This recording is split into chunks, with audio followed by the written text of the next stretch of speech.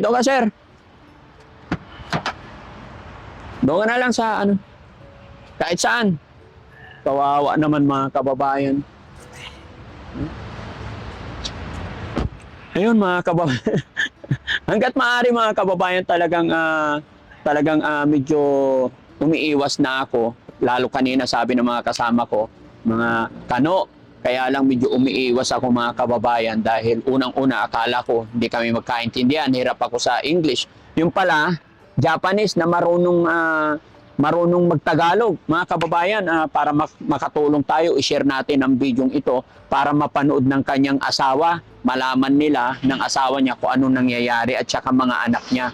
Hindi ko lang natanong mga kababayan kung yung anak niya kung babae ba o lalaki, pero ayon sa kanya, isang 12 at saka isang 14 years old. So nakakaawa naman, 10 years ago, ang dami kong kaibigan Japanese, kaya nung nalaman kong Japanese itong homeless, ay hindi naman, may kwarto pa siya. Tabi tayo. Ayan. So, samahan niyo ako mga kababayan para makilala natin ng lubos si Sir Japanese, no? Samahan niyo po kami para makilala natin ng lubos at makakwentuhan pa natin. Pero syempre, alas 12 na mga kababayan, pakainin natin dahil ayon sa kanya, kagabi pa daw siya hindi kumakain. Kung makita nyo, ang nipis-nipis niya. At saka, manipis siya. At saka, 63 years old na po. No? Pero, parang hindi naman siya, hindi naman siya madungis. Hindi siya taong grasa. Maputi siya. No? So, samahan nyo ako mga kababayan.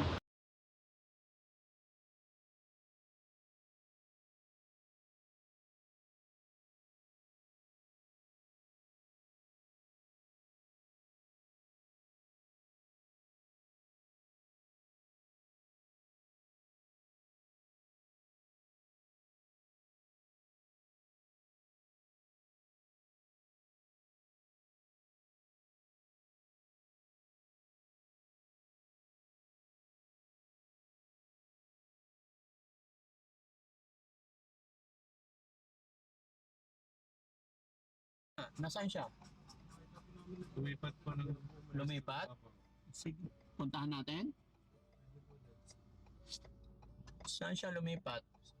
Makaka-atras pa ba? Maraming sasakyan eh. Sige, tignan natin. Ikutan ko. Pwede pa ba umikot dito?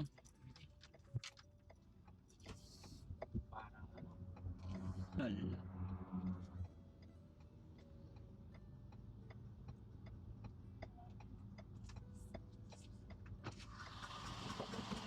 Sir, pwede ba umikot doon?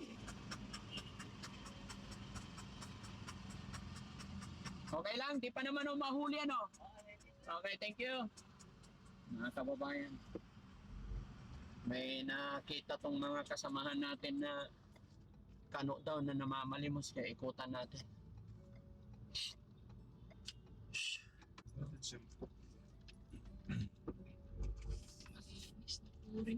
Ha? Malinis. Ito? Pwedeng tumabi dito? Sir, good morning, sir! Anong ginagawa mo dyan, sir? Kain? Oh, sige, teka lang, baba ako. Hindi kano? Parang hapon. Hmm? Puro mag-Tagalog. Marunong eh. Kain lang daw hanap siya. Marunong na magtagalog mga kababayan. Kawawa naman, bigyan natin pagkain. Wala akong ano. Wala yung paglalagyan ng walang paglalagyan ng mic. Pero sige, okay lang. Ba't ito po? Hindi, okay na. Segmero po. Bakit? Para manayos sa tiklo. Tara, kausapin lang natin mga kababayan itong foreigner na to. Sige, baba tayo.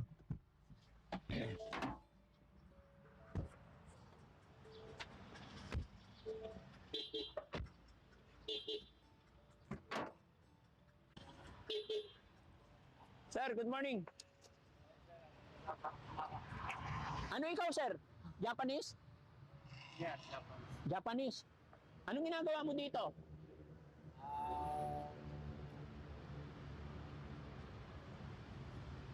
Gutom mo ako.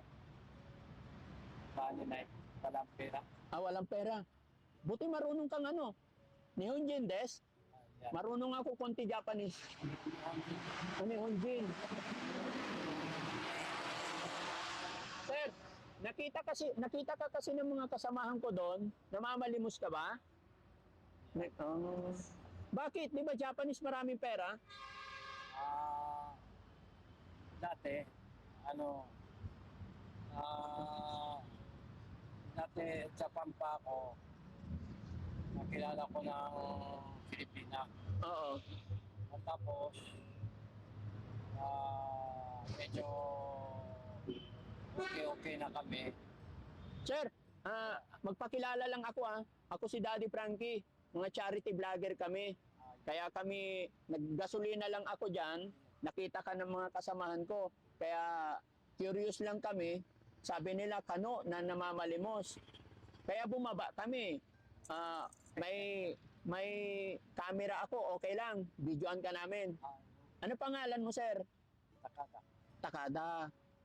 Sir, okay lang idikit ko tong mic sa'yo? Ayos. Idikit po sorry.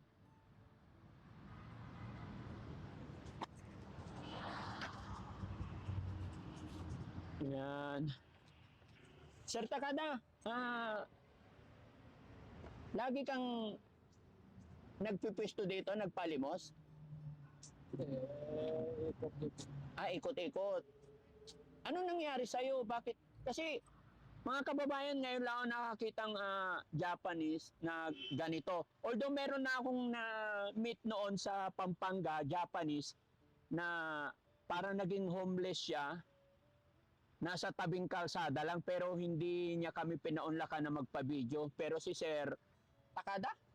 Pero siya, di ba? Ang pagkakaalam ko kasi sa mga Japanese, mga kababayan, mga mayayaman yan. Sir, ano nangyari sa'yo? Bakit nakapunta ka ng Pilipinas? Yeah. Japan na negosyo ako. May negosyo ka. Pero sir, sorry, ilang taon ka na po pala? 63 na. 63. Oh, okay. Ano nangyari sa'yo? Bakit nandito ka sa Pilipinas? Matagal na. Bata pa konti.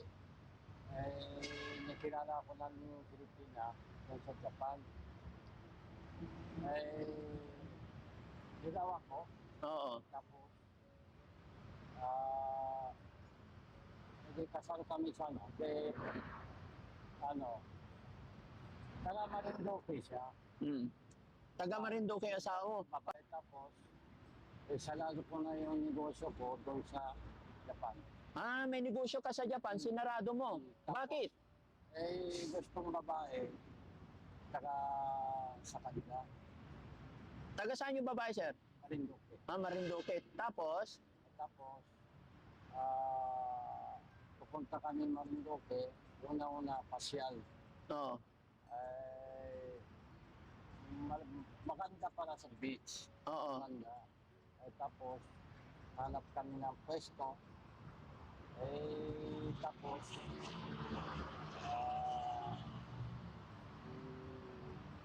di balik ako.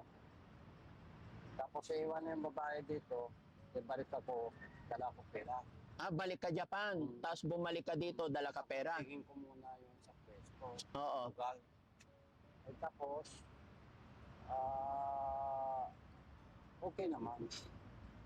Tapos balik ako, ayusin ko muna doon, dala ko pera, hanap ako ng pwesto. Start kami na negosyo. Ano negosyo mo, sir? Restaurant. Japanese restaurant. Yes. Saan lugar? Marinduque. Okay. Tapos, Tapos, okay na kami una.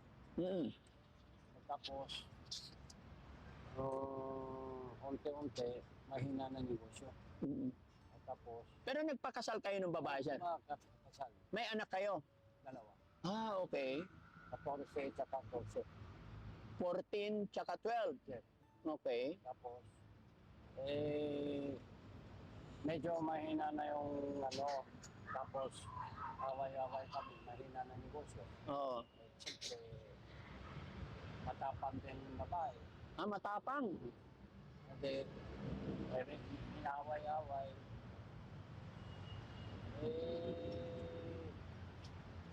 Nalayas niya ako. Kasi, lote, bahay, maliit na bahay, tatayo kami. Oo. Restaurant, sa kanya na pangalan. Ah, hindi mo pangalan. Oo, Sa hindi. kanya na pangalan. Ah, restaurant, hindi mo pangalan. Sa kanya na pangalan. Sa kanya lang pangalan. Pero yung restaurant nyo ngayon, sir, open pa o Wala. sarado na? Tapos, yung kotse, meron kami kotse maliit. Oo. Nalayas niya ako. Dadala ako ng yung kotse. Kotse dala mo, pinalayas ka. Dala ko. Tapos, makatingin niya sa siguro mga 2007, mga 8. Mm. Tapos, Naghiwalay kayo noong 2007. tapos, nalayas niya ako. Totally, hindi pa hiwalay kasi andun pa yung pakalang ko. Hindi pa kayo hiwalay hanggang ngayon. Pero, totally, hiwalay na kami, parang gano'n. Oo. Tapos, pupunta ko doon, dito, Manila, hanap ako ng kaibigan ko. Siyempre, lahat na matanda. Tapos, yung marami naman problema. Una-una, tuturuan niya ako. Kaso lang, Ay, yung mga kaibigan mo. Pero sir, dapat hindi ka umalis doon sa asawa mo kasi sabi mo meron kayong bahay, mayroong lote. Dapat hindi ka umalis doon. Ba't ka umalis? nilayas niya ako kasi nga, lalaki siya bago. May asawa na siyang bago. Siyempre, baka mamaya, anong nangyari ako? Anong nangyari sa'yo? Kaya nga, siyempre, Pilipino sila.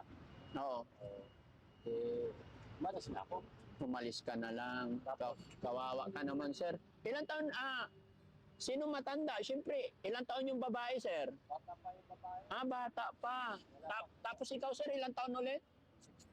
63. 63. Tapos yung babae, 40. 40 pa lang yung babae. Yun ang mahirap mga kababayan, no? Pagka nakapag-asawa ng hindi parehas ang edad, bata pa yung babae. So, gaano ka nakatagal dito sa Pilipinas, sir? Siguro, 20 plus. No, 20 plus.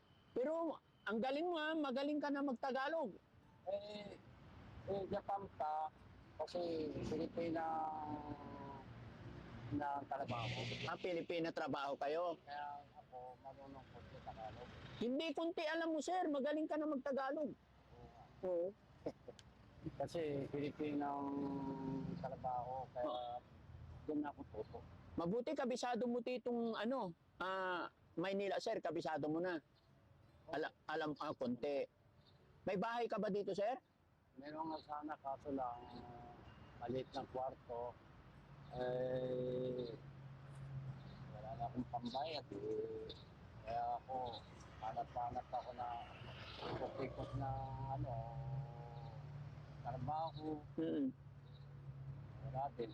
Tapos ako, hanap ako ng gutom. Wala ka hindi ka ba pwede mag-apply, sir, sa mga kaibigan mong Japanese? Marami ako tanong. Kaso lang, edad na. May bata pa daw ako. Oo. Siyempre, mahina-hina na ako ng katawan ko. Oo. Siyempre, magkakaroon na ako ng kain, hindi. Hindi regular yung kain. Wala ka na bang savings, sir? Ipon? Wala? Kinuha na yung babae. Kinuha niya lahat. Dapat Nakordina siya ng bangko. Ha? Ordina siya ng bangko. Kordo? Hold. Hold. Hinold na niya. Bak sa kanya nakapangalan lahat yung account? Sa kanya na pa. Pagkakita yung restaurant, sa kanya na lahat. Ah, yung kita ng restaurant sa kanya din. Oh, kasi kung sa kanya nakapangalan restaurant, nasaan sila ngayon? Sa Marinduque pa rin. So, paano ka nabubuhay dito, sir? Ano pagkain mo dito? Yun na nga, kaya ako, ikot-ikot, lakad-lakad lang ako. Baka may trabaho, kahit sana, kahit ano, trabaho. Kahit ano. Bakit hindi ka, ano, sir? Hindi mo i-try balik na lang ng Japan? Pwede uwi. Pero, isa, wala nang pera. Oo. Saka, ganito edad na, mahirap din buhay doon. Ah, mahirap buhay sa Japan? Ang trabaho mo, mahirap. Mahirap. No, kasi mga kababayan, nagtataka ako eh. Tayo, halos karamihan sa Pinoy, gustong-gusto natin pumunta ng ibang bansa, punta ng Japan, Amerika, di ba? Pero bakit sila, pag nakapunta sila rito, kahit naghihirap na, ayaw pa rin nilang bumalik? Di ba? Pero ang sabi naman ni Sir, mahirap na daw. Although alam ko rin naman talaga na sa Japan talaga, napakataas ang cost of living. Kahit na may trabaho ka, talagang halos magkukulang pa rin yung income mo, yung sweldo mo, sa bayad pa lang ng bahay. Kaya napakahirap, no? Pero may pamilya ka pa sa Japan, Sir? Wala na? Dati mayroon. Mata pa ako. Kapatid mo, Sir, ilang kayo magkakapatid? Apat. Apat. Contact mo pa yung mga, siyempre, 63 ka na. Eh, 60 na rin yung mga kapatid mo. Matanda na rin. Matanda na rin. Pero kanya-kanyang buhay, hindi ko alam na ano eh. Dati kasi, bagong pupunta ko ng yung memo ng address book, Oo. memo. Saka yung bag. Bagong pupunta ko dito sa Maynila, wala pa noon eh. Wala pa cellphone noon eh. Oo. Talaga yung notebook, yung maliit, sulat. Kapatid ko lahat. Oo. Yung bag ko, nakaw. Nakaw yung bag mo. Andun na rin lahat yung kapatid ko na pakalan. Pakalan niya, tapos yung address, tapos landline. Lahat andun. Kaso, hindi ko alam na yun eh. Kaya, kung may balik ako, baka pwede hanap, pero mahirap hanap. Hindi ko alam kung hindi pa sila na address, mahirap na hanap. Kasi landline niya, wala na kasi. Sir, siyempre, before ikaw pupunta ng Pilipinas, may asawa ka ba sa Japan? Wala na. Hiwalay na. May anak ka doon? Isa. Isa. Hindi mo pwede contact? Hindi. Iba na asawa. Iba na asawa? Bata pa kasi ako. Bata pa noon, nung hiwalay kayo. At ganun kasi sila mga kababayan, no? Ganun sa Japan, na pag naghiwalay na, humiwalay na sa kanya, parang wala nang pakialam. Hindi naman siguro lahat, pero halos lahat ng nakikita ko mga kababayan, pag humiwalay na sa pamilya, parang kanya-kanya na, no? Hindi na pwedeng humingi ng tulong sa mga kapatid mo? Hindi. Siguro pwede. Kaso hindi ko alam yung number nila.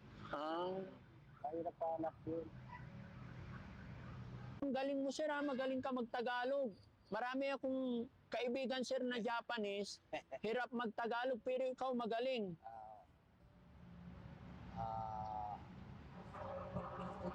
Meron kasi trabaho sa Pilipino eh. Oo. Kaya Magaling, turo. Konting marunong na eh. Sir, gaya ng sinabi ko, naka-video ako, marami rin akong kaibigan na Japanese, followers ko, subscribers ko. Gusto mong makipag-usap sa kanila, baka sakali mabigyan ka ng tulong. Hanggang sa kapil. Ikaw, kung anong gusto mong sabihin sa mga kapanood sa atin ba gusto mong humingi ng tulong, help. Nihong,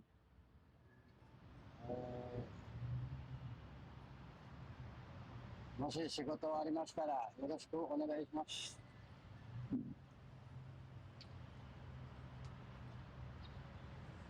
yun lang, sir? Maiksi lang.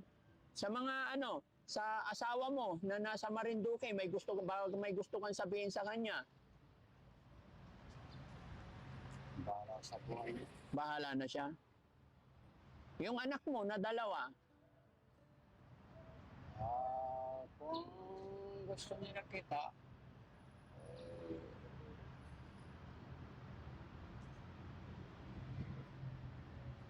makahanap niya ako. hanap ka ng anak mo.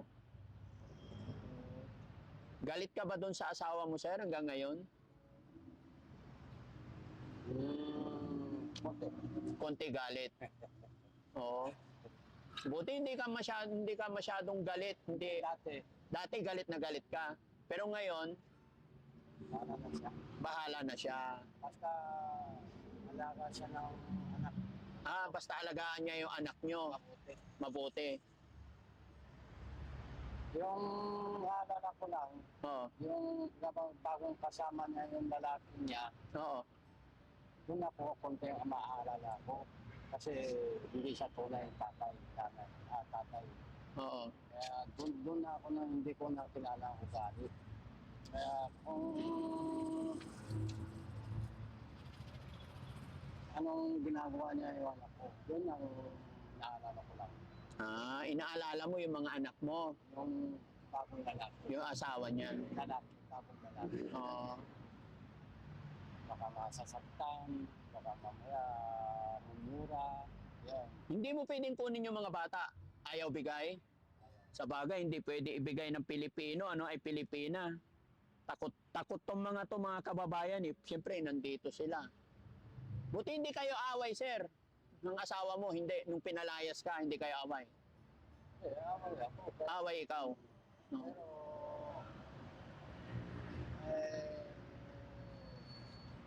Tama lang, pero alis na ako. Alis ka na. Kasi Asan na yung kotse mo, sir?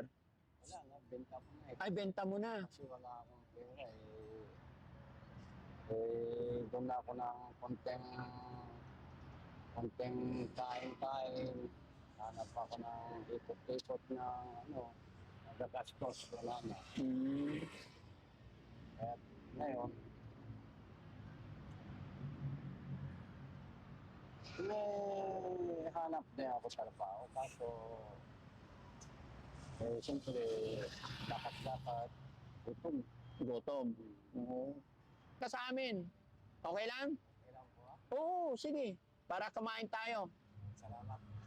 Tara. No, guys, pakainin lang muna natin. Ha? Sige sir, hawakan mo itong barya mo. Tara. Doon na paupo nyo. Dito ka, sir. Doon ka na lang sa kahit saan. Kawawa naman mga kababayan. Ayun mga kababayan. Hanggat maaari mga kababayan talagang medyo umiiwas na ako. Lalo kanina sabi ng mga kasama ko, mga kano. Kaya lang medyo umiiwas ako mga kababayan dahil unang-una akala ko hindi kami magkaintindihan. Hirap ako sa English. Yung pala, Japanese na marunong magtagalog. Mga kababayan, para makatulong tayo, i-share natin ang video ito para mapanood ng kanyang asawa. Malaman nila ng asawa niya kung anong nangyayari at saka mga anak niya. Hindi ko lang natanong mga kababayan kung yung anak niya kung babae ba o lalaki. Pero ayon sa kanya, isang 12 at saka isang 14 years old. So nakakaawa naman, 10 years ago, ang dami kong kaibigan Japanese. Kaya nung nalaman kong Japanese itong homeless, ay hindi naman, may kwarto pa siya. Tabi tayo. Ayan. So, samahan niyo ako mga kababayan para makilala natin ng lubos si Sir Japanese, no? Samahan niyo po kami para makilala natin ng lubos at makakwentuhan pa natin. Pero syempre, alas 12 na mga kababayan, pakainin natin dahil ayon sa kanya, kagabi pa daw siya hindi kumakain. Kung makita nyo, ang nipis-nipis niya. At saka, manipis siya. At saka, 63 years old na po. No? Pero, parang hindi naman siya, hindi naman siya madungis. Hindi siya taong grasa. Maputi siya. No? So, samahan nyo ako mga kababayan. Okay ka lang dyan, sir? Ayan, so pupunta tayo sa sir?